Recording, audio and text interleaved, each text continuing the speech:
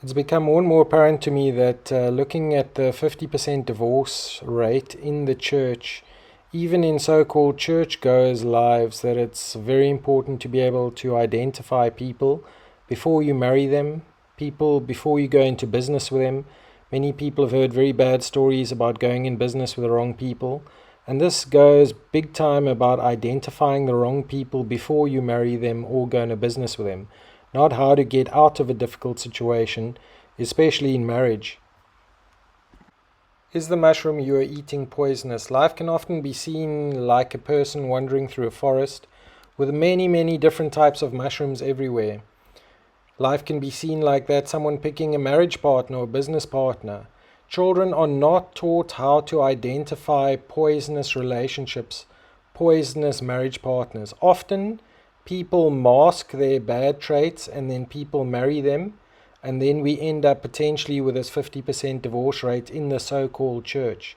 Children must be taught, if they're going to collect mushrooms in the forest, how to identify the poisonous ones or the edible ones, just like how to identify the right people.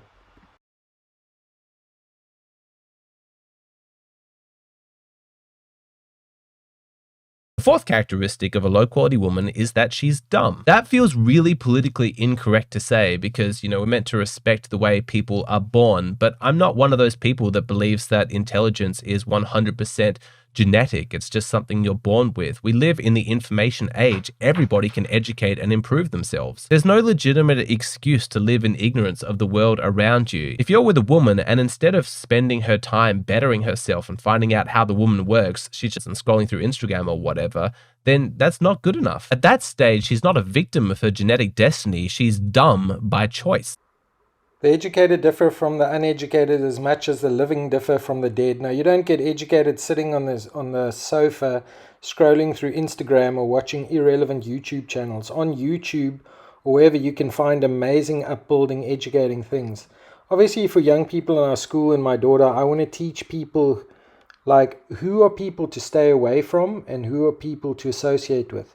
And he is obviously talking about dumb women in the format of that they make themselves dumb and dumber over time. It is totally unacceptable to be married or associate with someone who does not have a daily growth routine.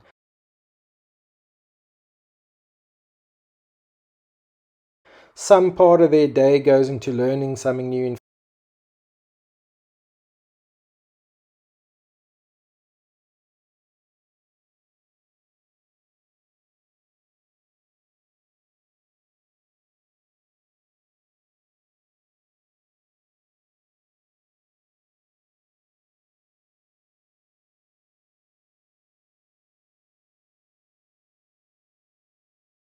The fourth characteristic of a low quality woman is that she's dumb. That feels really politically incorrect to say because, we're meant to respect the way people are born, but I'm not one of those people that believes that intelligence is 100% genetic. It's just something you're born with. We live in the information age. Everybody can educate and improve themselves. There's no legitimate excuse to live in ignorance of the world around you. If you're with a woman and instead of spending her time bettering herself and finding out how the woman works, she's just scrolling through Instagram or whatever, then that's not good enough. At that stage, she's not a victim of her genetic destiny. She's dumb by choice. In your relationship, you want to be able to talk to your partner and have them understand, be able to engage with you. If she doesn't understand what you're talking about half the time, then no, she's a low quality woman.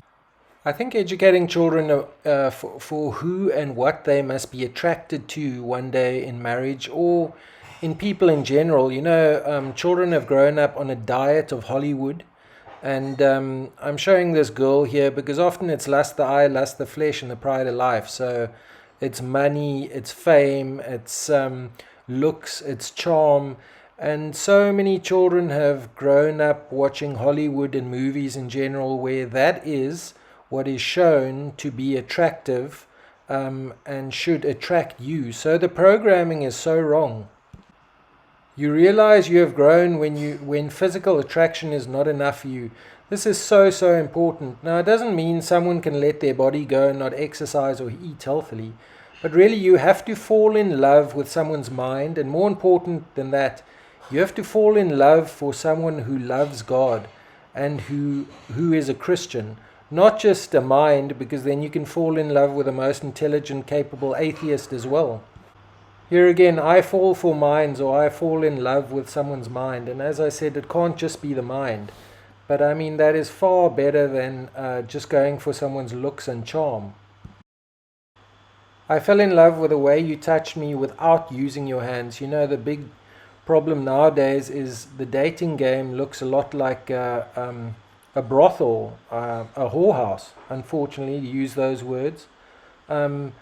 People start doing extremely advanced sexual activity or sex itself within days or weeks of dating. A boyfriend or girlfriend should not be leading you down the path of the devil, leading you into sexual sin.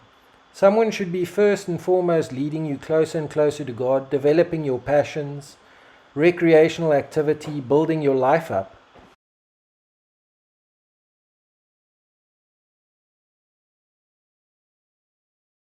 The sixth characteristic of a low quality woman is that she refuses to improve. She doesn't want to better herself. Very few people enter adulthood as a fully formed, well-functioning, healthy, well-adjusted human being with, high self-esteem, a lot of emotional intelligence. Most of us are deficient in one or many more areas. Very few people had perfect childhoods. That's okay. That's understandable. But everybody should have as a base recognition that by the time you've left your parents' house, you're going through your late teens, your early 20s, the job in front of you is to improve, to become better, to increase your quality. A woman who doesn't want to do that, who's completely happy with herself, she's no interest in changing, that's a huge red flag. I say it's a low quality characteristic because it has implications for how she's going to interact with you. There's going to be fights, there's going to be disagreements, there's going to be conflicts, and those are always opportunities to grow in your understanding and your resilience as an individual and as a couple. So if she doesn't want to do that, then...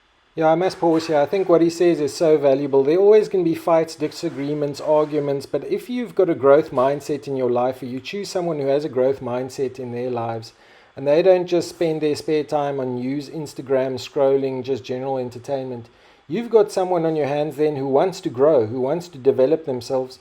So that will flow over into your conflict areas, into your passion areas. You're going to have someone who wants to grow through and sort out problems and satisfy your problems and your wishes. And the marriage will just get better. In fact, you can say the worst day of your marriage will be your wedding day. Because from that wedding day, no matter how beautiful it was, things are going to improve. But if you marry a woman that doesn't want to grow or learn and improve daily, the best day of your marriage is going to be the wedding day, and it's going to be downhill from there.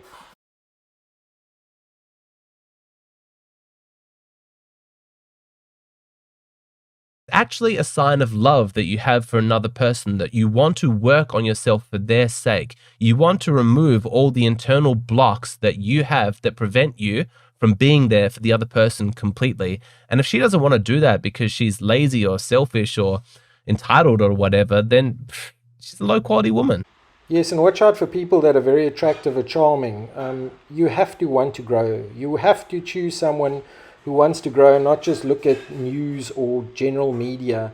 And people who just want to party, and people who just want to go on holidays, and people who just want to chat, and people who just want the pleasures of this life with no growth. From one week to the next, you don't hear anything that is of value or adds anything to your life or could change someone's life, but it's just arbitrary talking about irrelevant or nonsensical things. Like the three things people talk about is the lowest level is about other people, basic gossip. Then the second worst level is talking about things, holidays, towels, houses, where they're going, what they're doing. The highest level of conversation is concepts, talking about concepts that can change people's lives.